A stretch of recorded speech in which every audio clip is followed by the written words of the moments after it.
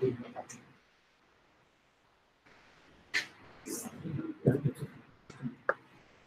check it from outside.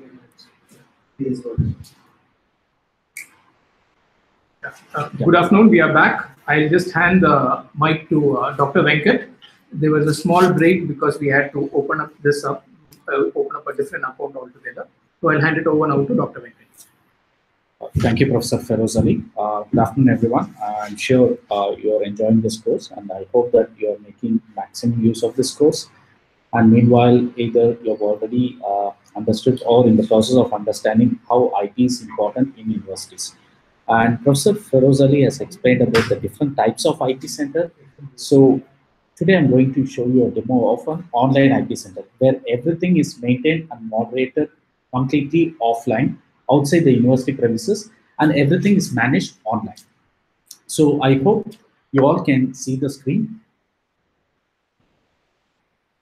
I hope you all can see the screen. So this is about managing IP center at universities, and this is how a demo. This is a demo of how the IP center will be working. And you could see that there are different features listed out here. And one of this is that you see list of names under the demo IP center. These are the users currently in this IP center, or you could assume that they are the current staff of the IP center, assuming that you have login to this IP center, which means that you'll also be given access to this. So the way it works is that it is more of a two-way access. In a conventional IP center, the way it works is, of course, it comes with the huge budget constraint. Professor Feroz Ali also alluded to the fact that there are various reasons why universities don't opt for the IP center based on their budget constraint. The bare minimum budget to set up a functional IP center is 60 lakhs per annum. So this is an online IP center where you can circumvent this problem of setting up a functional IP center within the premises, because everything is managed and moderated outside the university's premises, and everything is managed online. So I'm going to briefly explain you through the different features and functions that is available on this IP center. So you could see that these are the, as I mentioned, that these are currently the list of people who are in this IP center. Assume that they are the current staff of this IP center, and assuming that you have login to this IP center, assuming we provide the login to you, you'll also gain access to this IP center. So the way it operates is that the person at the other end, the way it operates is that the person at the other staff of the online IP center, so they have access to this IP center. So it will be two-way access, and it will be a two-way communication. The issues that can be circumvented using this online IP center is that in a conventional IP center, either you have to call up the IP center or find out the availability of the staff of the IP center to clarify some of the queries you may have. And also you have to set up a meeting. All of this demands time from both sides, be it the faculty or the inventor or from the staff of the IP center. So here, this online IP center completely overcomes all the need of the time and resources that you may need for a conventional IP center. Okay, so let me briefly explain you the different functions. So I'll go deeper into each one of these functions later. So you have something called a hotline, and we have IP services, a task manager, IP calendar, and a reminders and a record keeper. So the way these functions, different features work. For example, you click on the hotline. So kindly bear with me. So this is taking some time to load. So hotline is more of an instant chat window. It's more of an instant chat window, assuming that the faculty or the inventor has this burning question and he wants to get it clarified right away. In a conventional IP center, you have to call up, or you have to wait for the other person to be on the line. So here, all it takes is just leave a message. And the bigger advantage is that, so usually the staff of the online IP center who also has access to this online IP center, he'll be on the other end in the standby mode. Either he would reply to your message based on his availability instantly, or maybe less than 3 hours. So you don't have to hold your line on the other end. So that is the biggest problem it solves. For example, assuming that as an inventor, I have this question. So what I do is that, okay, I get into this hotline and I right away, I ask this question. Assuming that I have no idea about patent, I come up with this question. Okay, so I type this question and I wait for the online IP center staff to reply for this message. So in an ideal situation, usually the person on the other end would reply instantly, or we wait for the person to get back. Meanwhile, you can go ahead with your other task, you can carry on with the other work until the person gets back to you. So meanwhile, let me get back to the home page, and I'll wait for the reply to uh, wait for the reply to be broadcasted. So, and there is something called the IP services. Okay, so we'll just wait for the reply to show up, assuming that the person at the other end is also using this.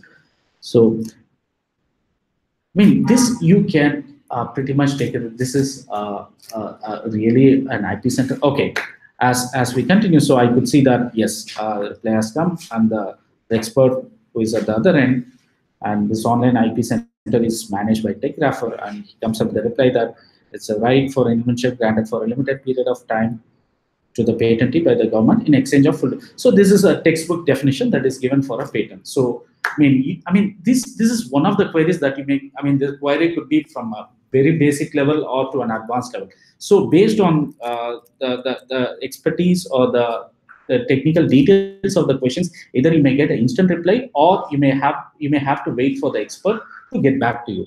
So I mean, you can continue this conversation. For example, what can be patented? So this way, you can keep using this chat window to keep to have these questions clarified, and thereby, I mean, the bigger problem that this is solving is that you don't have to pick up the call and have these things clarified. So online IP center not only acts as managing your IP, it also acts as a mentor for you.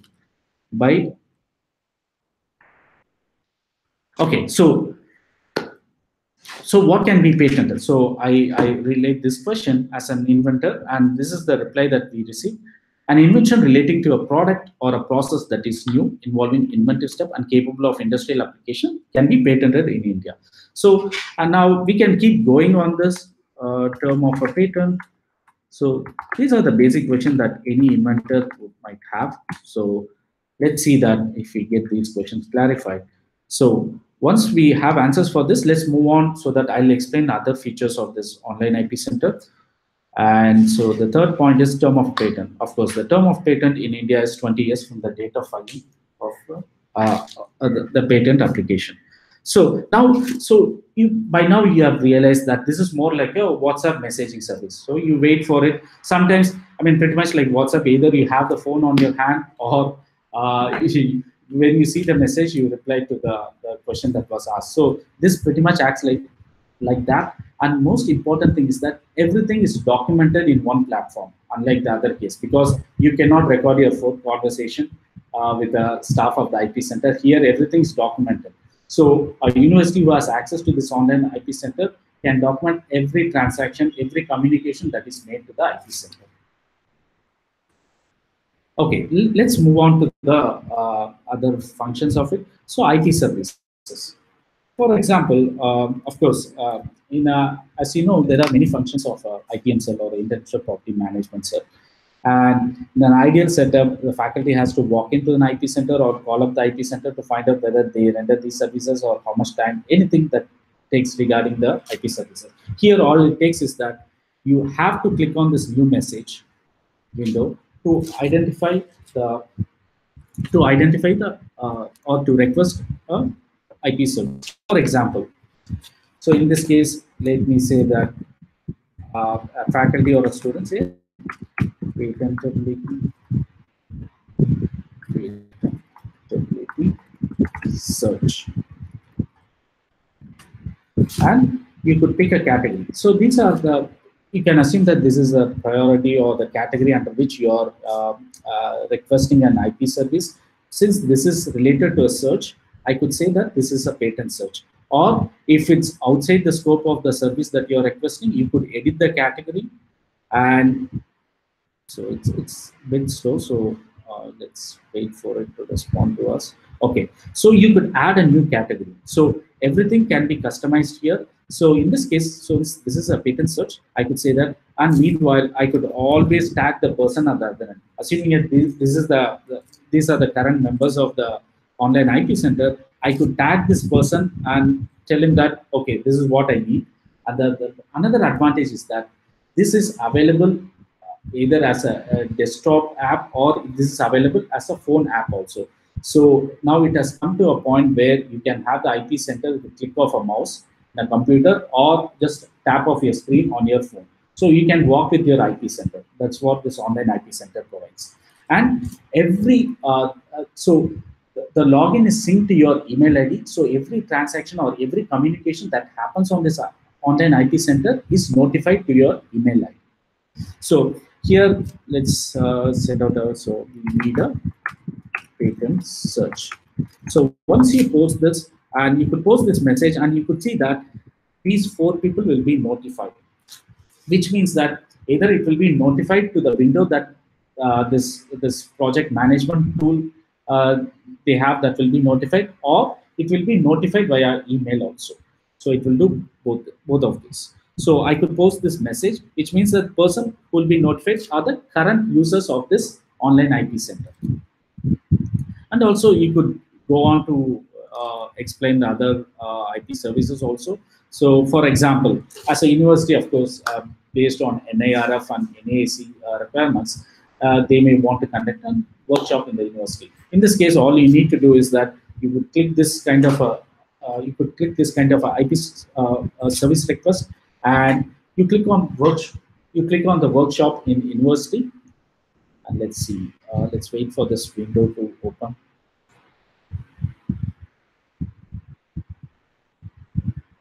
And these are the customized IP services that we thought would be beneficial for a university. You could always customize this with a click of this new message.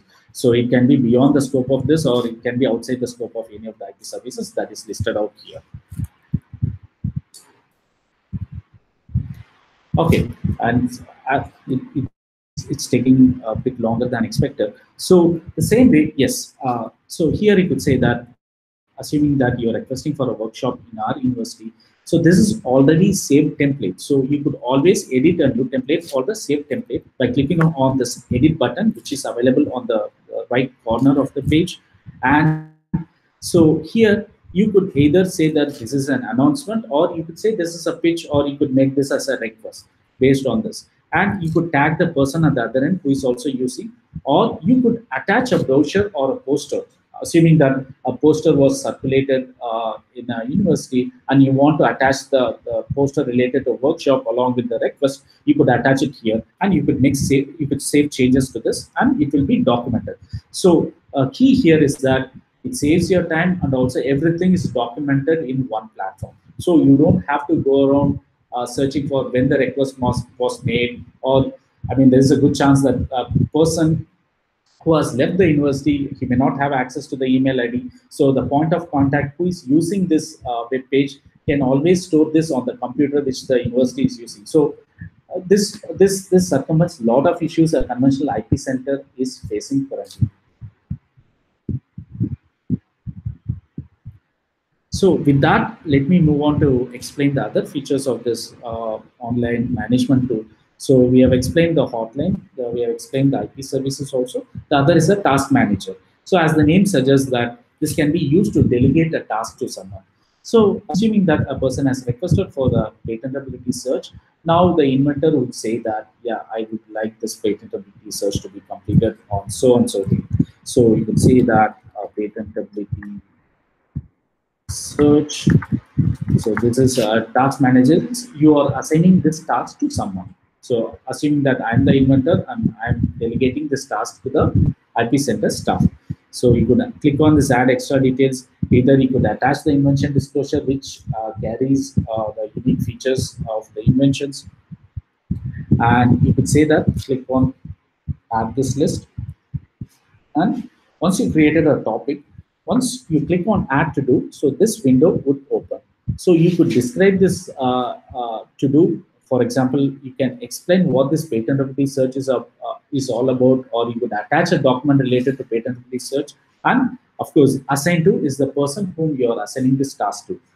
So I say that the person at the other end is me. So assuming that I'm going to lead the patentability search in this task, and once the task is completed, someone has to be notified. Here, you don't have to call and find out whether the task is completed. So you'll be you'll be getting an instant notification. So assume the person at the other end is my colleague. So he'll be notified of the completed task, and one could always fix a specific deadline to get the task completed. So this is where the IP activity comes into picture. So there is more transparency in the information that is relayed. So you could exactly track when the task is completed or when it will be notified. So you don't have to be behind someone to find out whether the task is completed on date or not. So let's fix a date. So assuming that it's today. So, and of course I have to enter this information in order to complete this task. Search. Okay.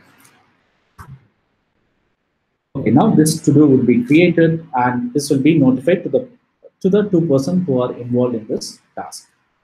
And so with that, we saw a broad overview of using a hotline for instant messaging, IP services to understand the kind of services that is provided, or to interact with the staff of the online IP center to find out the task that is, or to find out the services rendered or given by them, and also a task manager which is used to delegate a task. So let's go to the other important thing, which is the IP calendar. So IP calendar is a place where year-long IP activities are documented in one place. Assuming that a committee from NIRF, they are visiting your university, and they would ask for a document or a proof of the kind of IP activities that has happened all through the calendar year. And this is one place where every transaction or every IP activity that has happened in the university can be documented by clicking this. For example, you just saw that I created a task related to a patentability search. Now it has automatically downloaded to my calendar, which means that this is carried out on Feb 20th. So same way, you could externally add an event also, assuming that in the future you would like to carry out a workshop. You could always say that you could block the IP calendar of the university, saying that there is going to be a workshop that will be conducted in the university, and this will be assuming that this workshop was conducted by me. So I'll say that this is conducted by me, and you could mention the date and every details related to the workshop and post this event, which means that the calendar is blocked, and that is also saved as a future reference. So all you need is an IP calendar to show it as a proof that IP activity is currently or is actively happening in the university. So this is the IP calendar. And so the last thing I would like to show is the record keeper, which is the place, for example, any IP transaction that happened, be it the invoice or the articles related to IP, or assuming that you are submitting a disclosure, invention disclosure that has to be analyzed and surveyed, everything is stored in the record keeper. And another advantage of the record keeper is that one could always upload or import data from Google Drive or Dropbox. So there are many features available where the record keeper can be used to store and document your information. And also there is a news and articles where every news related to IP, I'm sure every news is beneficial to a faculty or student who is keen on IP. So everything will be broadcasted, or everything will be relayed through this online IP center. So I hope I give a broader overview of how this online IP center works, and hope you have understood the importance of this online IP center. With that, let me hand over to Professor Feroz Ali. Thank you, Dr. Venkat, for that brief presentation. Now, you will understand that this, in our opinion, could be the easiest way to start off an IP center. And we had, yeah, so this is more of a demo, and the course, as you can see, will come to an end this week. And if there are any follow-up questions, we'll be happy to answer them on the forum. We are also looking at, after this course, we are also looking at conducting a one-day workshop in IIT Madras. on setting up an IP center. It's largely based on the feedback that we get, and if people really want to take this seriously. So we could have a one-day workshop in IIT Madras for faculty who are in charge of the IP center. So preferably it has to be somebody who's in charge of the IP center, or a staff or a professor who's interested in taking this forward. So we would inform you probably in the coming weeks. That will be largely based on based on the response that we get, whether there is a need to conduct a one-day workshop. So that's it. So we had a small technical snag, because of which we had to start session 2. Thank you for joining us, and please stay in touch on the forum. If there are any questions that you need to be answered, please let us know, and we will also be sending you a feedback form after the course is over. So please also fill them for us. Thank you so much.